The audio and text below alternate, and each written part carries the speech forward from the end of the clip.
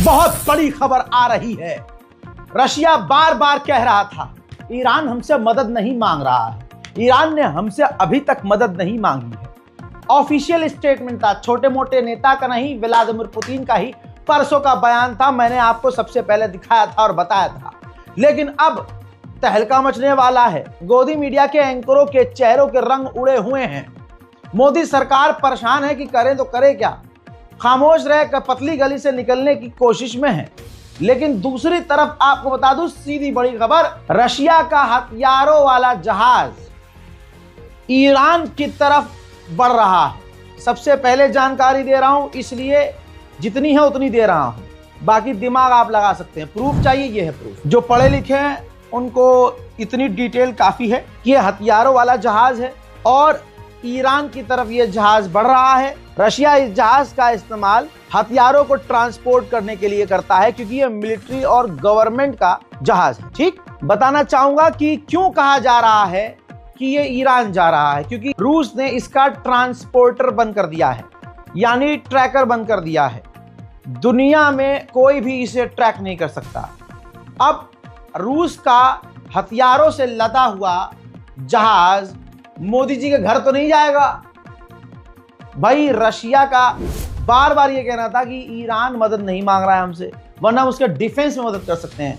तो हमारा अनुमान ये है, रजाग्राफी का अनुमान ये है कि इसके अंदर हथियारों में तो कोई हथियार हो या ना हो, लेकिन डिफेंस जरूर हो सकता है। डिफेंस सिस्टम यानी ईरान की डिफेंस में वो मदद करने के लिए ऐसे हथियार भेज सकता है रशिया इस जहाज में, जो कि ईरान के डिफेंस में मदद करे।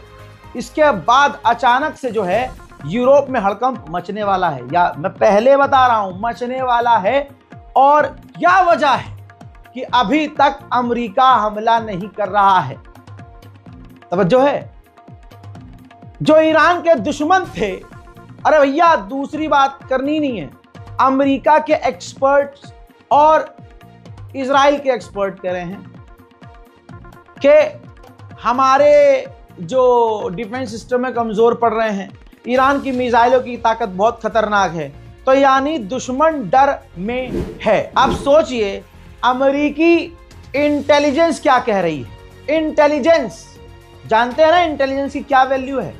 अमेरिकी इंटेलिजेंस ने कहा है कि अगर अमेरिका ईरान की न्यूक्लियर फैसिलिटी जो फर्दों में है उसको तबाह कर देती है, या अगर कोई भी ईरान के supreme leader Ayatollah Syed Ali खामनाई को असैसिनेट करता है, कत्ल कर देता है, तो ईरान अभी भी 15 दिनों में परमाणु बना सकता है। हजरात, ईरान के ड्रोन की रेंज देखकर अमेरिका इजराइल हैरत में है। जो जॉर्डन और इजराइल के पास बीच में जो नदी है उसको डेड सी कहा जाता है। ये है मैप, देख लीजिए।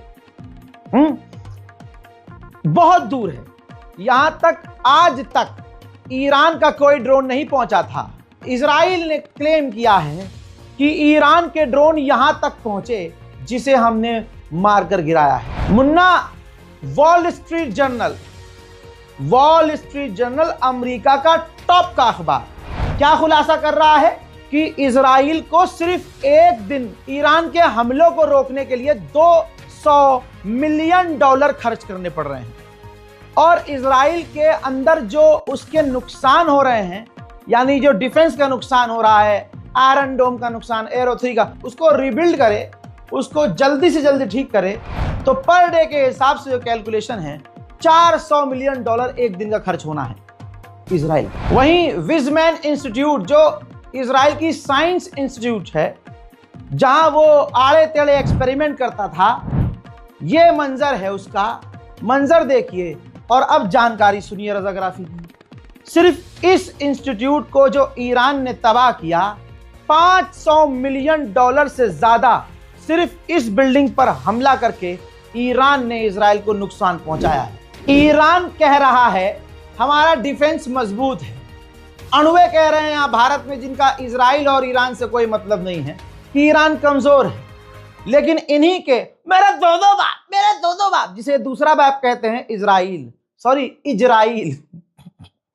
इनका जा और जा सही नहीं है, ससुरे चले हैं ज्ञान पेलने। वो खुद इजराइल कह रहा है कि पहले हम 90% ईरान की मिसाइलों को रोक पा रहे थे, अब हम 65% ही रोक पा रहे हैं। मुन्ना अमित मालवीय नहीं बैठा है वहां झूठ फैलाने को। व्हाट्सएप यूनिवर्सिटी तुम्हारी सिर्फ यहीं तलती है और कहीं नहीं तलती। दोस्तों, ईरान पर अभी भी हमले हो रहे हैं और अभी लाइव मंजर दिखाऊंगा कि ईरान अभी भी इजराइल की मिसाइल्स और ड्रोन को इंटरसेप्ट कर रहा है। हालांकि कई जगह ईरान में मिसाइलें गिरी हैं और आग लगी हैं। ये तमाम सीक्वेंस मैं आपको दिखा रहा हूं, देखिए।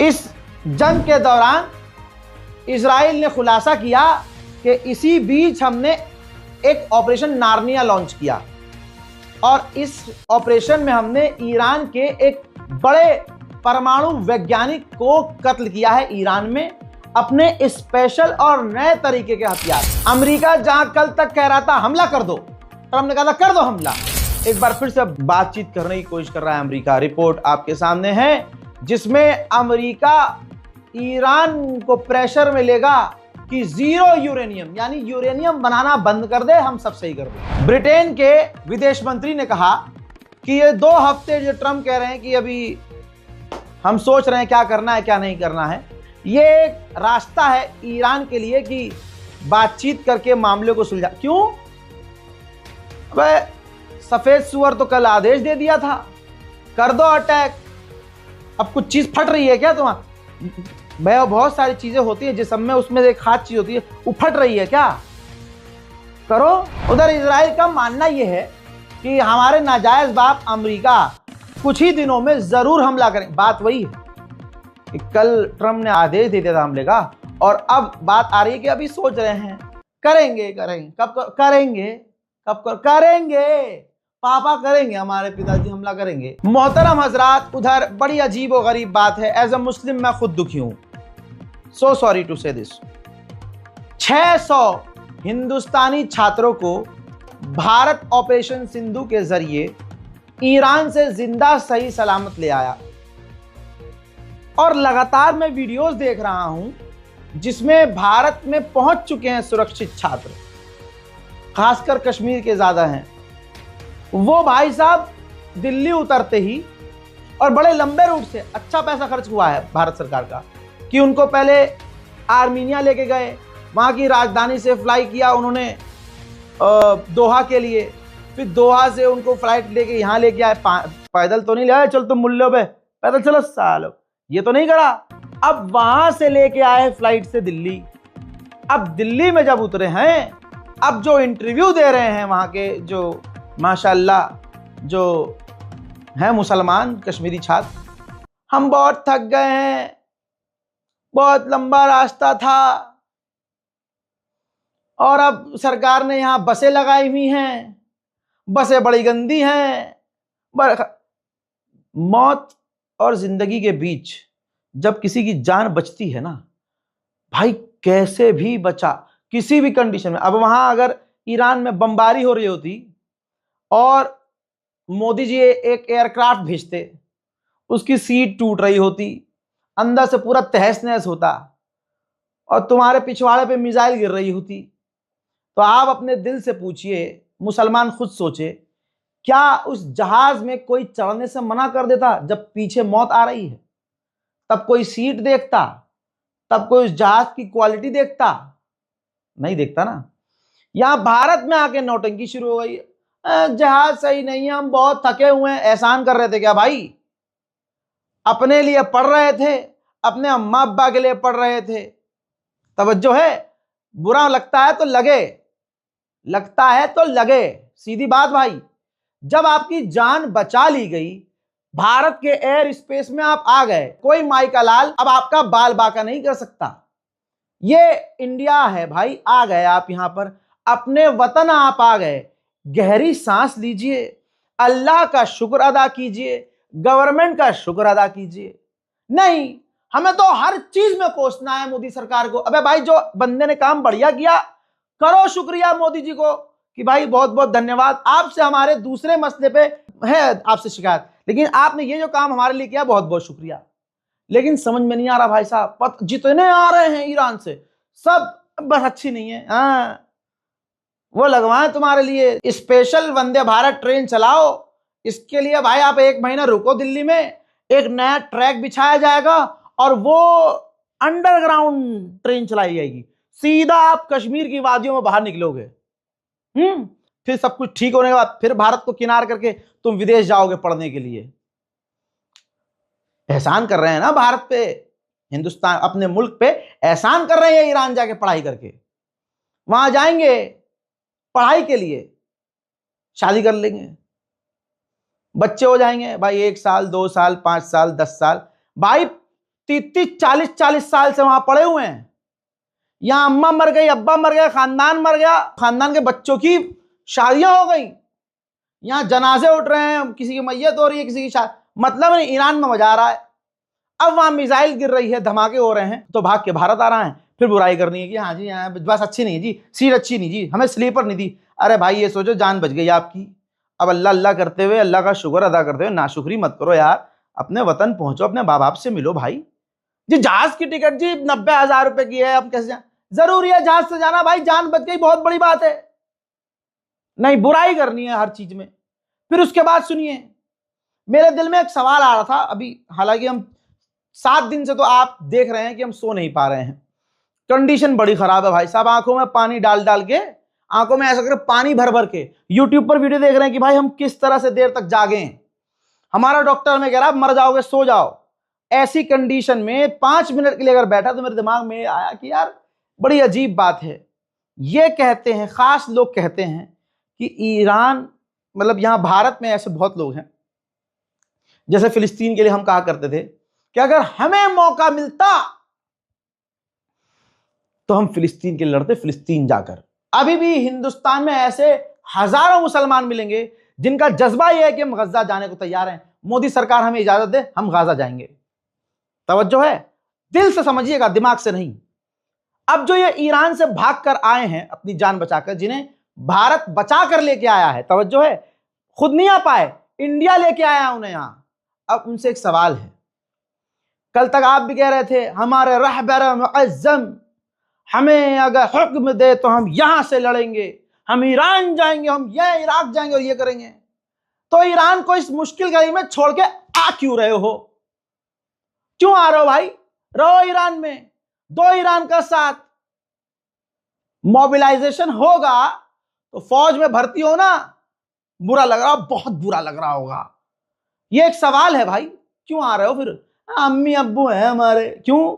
तुम्हारे लिए, जिससे तुम्हें मोहब्बत है, ईरान से तुम्हारा मोहब्बत है, माशाल्लाह आपके जो रहबर हैं, आपकी जो मोहब्बत है रहबर से, उसमें कोई शक नहीं है मुझे। लेकिन सवाल यह है कि भाई आप फिर भाग क्यों रहे हो? ईरान छोड़ मत आओ, वहीं रहो भाई। और यही अब अंधभक्त कह रहे हैं, और उनका कहना बनता भी है। जब आप आगे भारत में गवर्नमेंट भाई बच के आ गए, अल्हम्दुलिल्लाह, हम देख रहे हैं आपके चेहरों पर थकान है, मानते हैं मेरे भाई मेरी बहन, मानते हैं आपके चेहरे पर थकान है, लेकिन जख्म नहीं है, इसलिए हम खुश हैं। आपको खरोच नहीं आई, परवरदिगार की कसम हमें खुशी है इस बात की। आंखों को ठंडक मिल रही है कि हमारे भाई बहन वापस आ गए। लेकिन यार हर चीज में, हाँ अब क्या कर रहे हैं? हाँ जी, हमारी गवर्नमेंट ने जो निकाला बहुत अच्छा निकाला और बहुत प्यार से निकाला, हर चीज बहुत स्मूथ थी। भाई यही इंपॉर्टेंट था बाबू, यही इंपॉर्टेंट था कि वहां स्मूथली हर प्रोसेस से क्लियर हो जाओ और इंडिया आ जाओ। अब यहां आने के बाद क्या हो रहा है, क्या नहीं हो रहा है, हर चीज की जिम्मेदार मोदी सरकार नहीं है। मैं यहां ANI गोदी मीडिया उनके बयान को चला रही है और उनको मौका मिल गया है। हालांकि वो स्टूडेंट डबल खेल रहे हैं, शुरू में तारीफ कर रहे हैं, हाँ जी हमें वहां से बहुत बढ़िया निकाला, बहुत बढ़िया लेके आया, सुकून था, ये था, बस हम थक गए हैं। भाई वो थकना बड़ी गलत जुमले आ रहे हैं मेरे मुंह में कि भाई थकना, ये कोई यार, ये कोई बात हुई? थक अब जाहिर सी बात आप थकेंगे यार, एक सफर से आप थकेंगे। वीडियो नहीं दिखा रहा हूं, बयान मौजूद है। ANI जाइए, गूगल पर सर्च किए, एक्स पर जाइए, बहुत मिल जाएगा। आपको खुद अजीब लगेगा कि यार ये क्या बोल रहे हैं। सही सलामत बस इस टॉपिक को यहाँ बंद करते हैं। और किसी का बयान मैं नहीं चाहूँगा कि लगाऊं, किसी को लगे कि मैं पर्सनल अटैक कर रहा हूँ या मतलब सबके चेहरे खुले हुए नज़र आ रहे हैं कि भाई ये बोल रही। फालतू में ट्रोल करने की ज़रूरत नहीं है, मैं तो बिल्कुल नहीं करूँगा, मेरे ही भाई बहन है, लेकिन गलत है तो गलत है। Back to the main point, ये तस्वीर देख लीजिए, ये वही लड़की है जो कुछ महीने पहले गाजा में जो बच्चे मारे जा रहे हैं, लोग मारे जा रहे हैं, उनका मजाक उड़ा रही थी, ड्रामा कर रही थी। अब जब ईरान की मिसाइलों ने इनके दादा का हाल याद दिलाया है कि हैदर ने खैबर में क्या किया था, तो इनका रोना निकल गया। उधर सोशल मीडिया पर अंध भक्तों की सबसे ज्यादा पिलाई हो रही है। ये वीडियो वायरल हुआ है जिसमें एक इजरायली जो है गुरु है और एक भगवा पहनकर अंडवा वहां पहुंचा है, चप्पल जूता उतार के, उसे चमन चूरन को लगा कि अरे तो पैरों में पड़ गया कि ये भगवान है। पीछे से किसी इजरायली ने लात मारी है। भाई चल, कमाल की बात ये है, अगर आप देखेंगे जैसे ही ये जो ज्यूज है उसके जो गुरु है उनका, वो जैसे ही अपने जैसे भगवान के आगे झुकते हैं, माथा टेकते हैं, जैसे ही इसने माथा टेका भाई वो खुद डर गया। जो इजरायली धर्मगुरु और एक कदम पीछे हो गया और जैसे ही वो झुका, पीछे से किसी इजरायली ने उसके चूतड़ों पे लात मारी। चलो दोस्तों, ये है भारत के अड़ुए। उधर दोस्तों इतना बुरा हाल इजराइल का, अब आले यहूद की नसों में डर है। अमेरिका और दूसरे देशों की ताकत पे फूलते हैं, यहाँ पर हथियार लगाकर दिन रात घूमते हैं और उस हथियार पर ये हिम्मत वाले बनते हैं।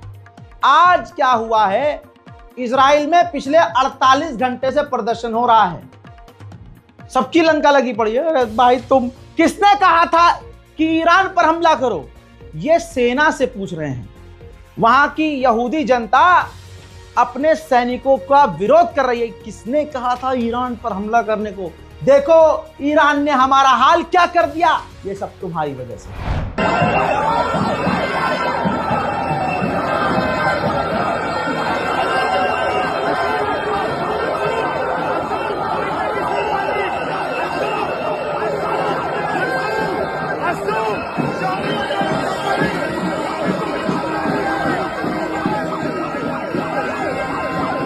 वहीं दोस्तों ईरान के रश्त के इलाके में इजराइल ने खतरनाक हमला किया है। ईरान में बड़ी तबाही की आशंका, पहली तस्वीर यही आ रही है। रिपोर्ट को शेयर कीजिए, हर अपडेट के लिए हमारे चैनल को सब्सक्राइब कीजिए। चैनल को सब्सक्राइब करने का फायदा ये होगा आपका कि जैसे ही हम खबर डालेंगे आपके लॉक स्क्रीन पर भी नोटिफिकेशन आ जाएगा और आपका फोन बच जाएगा कि हाँ रजाग्राफी की तरफ से अपडेट आ गई। और हमारे एक वीडियो के अंदर आपको पूरी की पूरी जानकारी छोटी से लेकर बड़ी आपको दी जा रही है। चैनल को सब्सक्राइब कीजिए और अपने खानदान, मोहल्ले और दोस्त अजीजों से भी कहिए कम से कम उम्मत के लिए हमारे इस चैनल को सब्सक्राइब करें, ताकि आपको तमाम अपडेट्स, वैसे तो हम सारी दुनिया की अपडेट देते हैं, लेकिन खासकर जो आपके लिए ज़रूरी है इस वक्त, वो अपडेट आपको मिलता रहे। जय हिंद।